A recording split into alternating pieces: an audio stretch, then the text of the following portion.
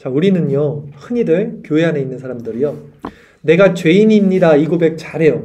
다 알고 있어요, 이미. 그쵸? 하나님, 나 죄인입니다. 죄인입니다. 이런 고백은 늘 합니다. 근데 그 죄인됨의 비참함에 대해서는 실제적으로 잘 알지 못해요. 그러니까 실제적으로 입으로는, 머리로는 죄인입니다 고백을 다 해요. 동의를 한다고요. 근데 실제적으로 그 죄인이라는 것에 대한 비통함이 있을 거 아닙니까? 아주 비참함. 이것에 대한 자각은 없어요. 자, 왜 그런지에 대해서 한번 말씀 전할 거예요.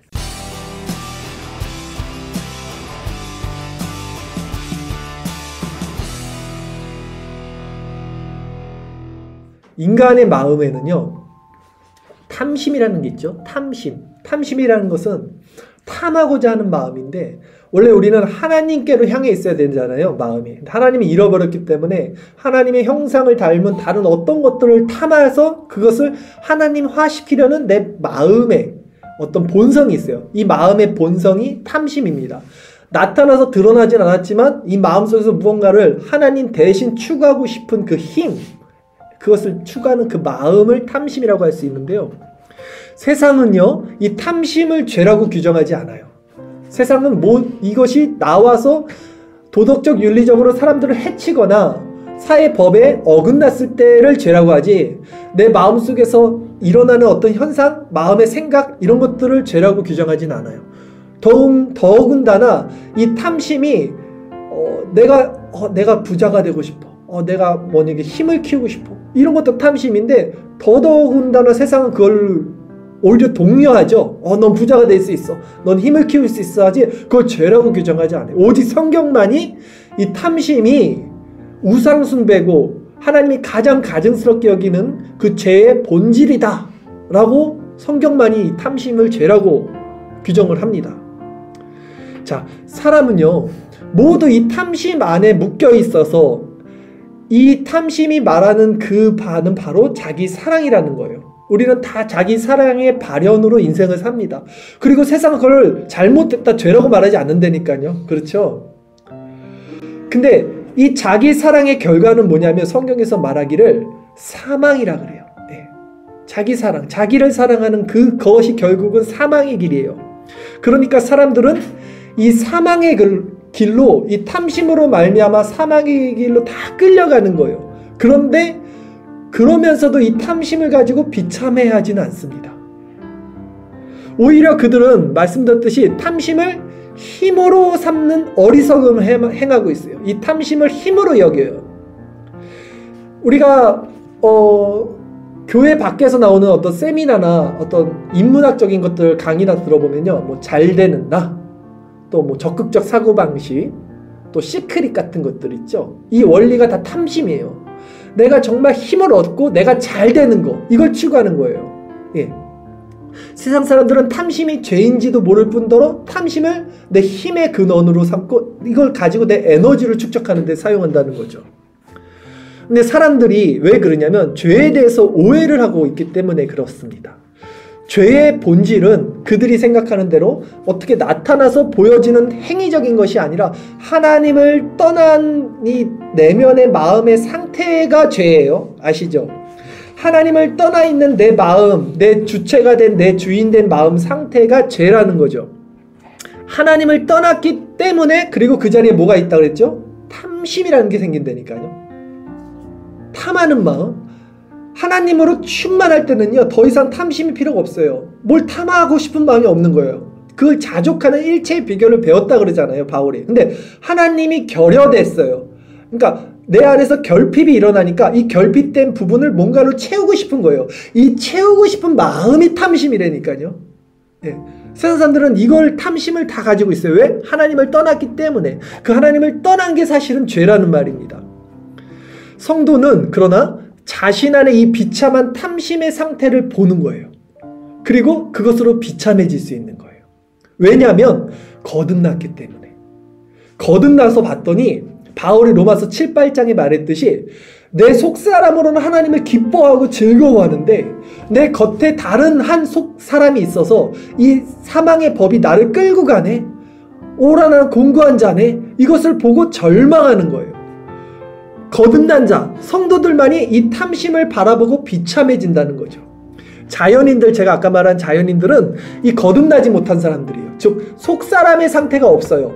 이 겉사람의 상태 하나의 마음으로 살아갑니다. 마음 안에 두 마음이 없어요. 속사람의 마음, 겉사람의 소욕이 아닌 이 겉사람의 소욕 안에서 살아가는 게 자연인들이에요. 중생받지 못한 사람들이죠. 그렇기 때문에 이들은 겉사람이 추구하는 게 뭐예요? 탐심이라니까요. 그 탐심을 자신의 힘으로 삼아서 살아간다는 거예요. 그래서 그게 죄인지 모른다는 거예요. 그러니 그들에게는 이런 탐심으로 말미암은 비참한 심령도 주어지지 않겠죠. 오히려 탐심을 그들 삶의 동력이고 에너지로 삼는 거예요. 그래서 그들은 그 겉사람 안에서 하나님도 어떻게 섬겨요? 이 탐심으로 말미암아 하나님도 수단으로 삼아요. 하나님도 도구로 삼아서 내 탐심을 채워줄 수 있는 그 어떤 존재로 하나님을 섬기고 믿고 있는 신앙생활을 교회 안에서 하고 있다고요. 거듭나지 못한 사람들은, 이 겉사람의 소욕 안에 있는 사람들은 그렇게 많이들 살잖아요. 복음주의권 안에서는. 그게 기복주의고 번영신학이고 고지론이고, 그게 다 이 탐심의 작용이고 거듭나지 못한 겉사람의 하나의 마음을 갖고 있기 때문에 그들은 볼 수가 없는 거예요.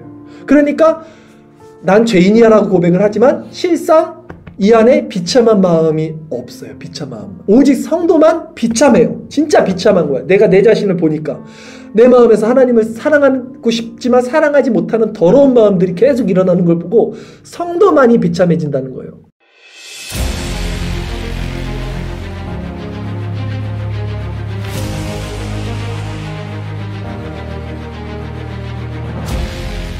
그래서 성도는 어떻게 됩니까? 이런 성도는 로마서 7장 8장에 바울이 얘기했듯이 그러나 그리스도를 바라보는 거예요. 그리스도 안에서 자유케 되는 거예요. 내 자신의 탐심으로 말미암아 겉사람 소욕에 무너져 있지만 그 눈을 들어서 그리스도를 바라본다는 거예요. 성도만이. 그래서 실질적으로 그리스도를 통해서만 어떻게 돼요? 내면의 평화, 온유와 겸손, 그리스도가 배우라고 했던 그 마음들을 배워요. 그런데 문제는 뭡니까? 그 마음으로 우리가 위안을 얻고 소망을 얻지만 여전히 사라지지 않는 탐심, 즉 겉사람의 소욕에 우리가 있어요. 이게 언제 사라지냐면 영화의 단계로 가야 돼. 죽어야지 사라집니다. 죽기 전에는 여전히 잔존해서 우리를 끝까지 붙들고 있는 것이 이 겉사람의 소욕, 육체의 소욕, 탐심의 마음이라는 거예요. 그러니까 얼마나 공고하겠어요. 얼마나 살아가는 동안 우리는 죄와 싸우면서 비참하겠냐는 거예요. 근데 이렇게만 살다가 끝나면 너무나 비참하잖아요. 그래서 이 죄에게 팔려간다 그러죠. 바울이 로마서 7장에서 내가 죄에게 팔려서 끌려가는 나를 본다라 그래요. 그런데 바울이 여기서 이렇게 말합니다.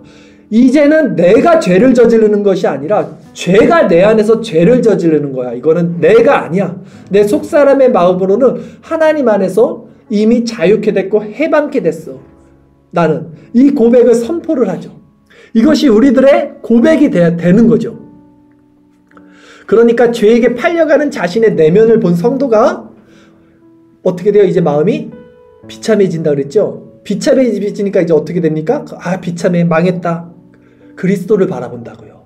이제 거기서 죄에 비참한 사람들만 그리스도를 바라보는 거예요. 그러나 예수님은 이제 이렇게 말씀하시죠.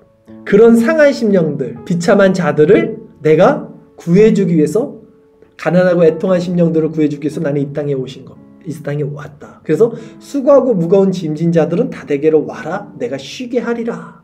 이 수고한 짐이 죄의 짐이에요. 율법의 짐. 즉 탐심으로 말미암아 그 짐.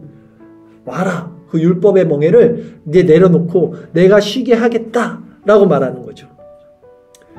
저는요, 우리 안에 이 상한 마음, 겸비된 심령이 있기를 원합니다. 우리 아까 잠깐 성도 형제님도 말씀, 기도 제목 나눴지만 우리가 여기 잘나서 온 사람 없어요. 신앙생활 떳떳하게 잘해서 여기 와서 앉아있는 사람, 그 사람이 바리새인이고 그 사람이 아직 겉사람의 소욕 안에 있는 거고요. 그 사람이 아직 중생받지 못한 사람들이에요.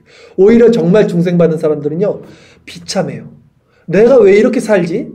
내가 정말 하나님 뜻대로 살고 싶어 죽겠는데 내 속사람은 나도 모르게 자꾸 악한 생각이 들어오고 악한 것을 보고 악한 것을 말하고 악한 것에 물들고 너무 비참해서 죽겠다. 못 살겠다. 너무 힘들다. 내가 이중인격자인가? 왜 내 마음에 두 가지가 존재하지?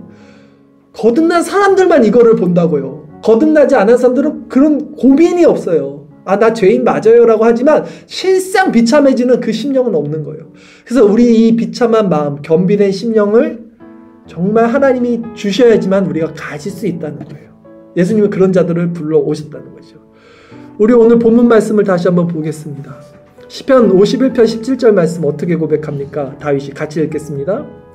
하나님께서 구하시는 제사는 상한 심령이라. 하나님이여 상하고 통회하는 마음을 주께서 멸시하지 아니하시나이다. 아멘. 이제 여러분 안에 자신이 나 죄인입니다 라고 고백을 한다면 그것은 무엇을 비참해야 하는 것인지를 분명히 알기 바랍니다. 무엇을 비참해야 된다고요? 여러분 마음 가운데 있는 탐심, 겉사람의 소욕, 여러분 안에 있는 그 자기 사랑을 비참해 하십시오. 그것이 하나님을 대적하는 우상 숭배임을 비참해 하시고 아파하세요. 그 마음, 그냥 그 상태로 하나님께 나오시고 그 상태, 통회하는 마음으로 이 시간 그리스도를 바라볼 때 그때 은혜가 주어지는 거예요. 네, 하나님은 나는 의인을 부르러 온 것이 아니에요. 죄인을 부르고 회개시키러 왔다라고 그랬어요. 우리 모두 죄인입니다. 그러나 죄가 더한 곳에 은혜가 더했고 그리스도가 우리를 위해서 우리를 불러주셨다면 이 우리 상하고 애통하고 통회하는 이 심령이 얼마나 복된 것이고 귀한 것인지를 다시 한번 깨닫고 그리스도를 온전히 바라보며 나가는 저와 여러분 됐으면 좋겠습니다.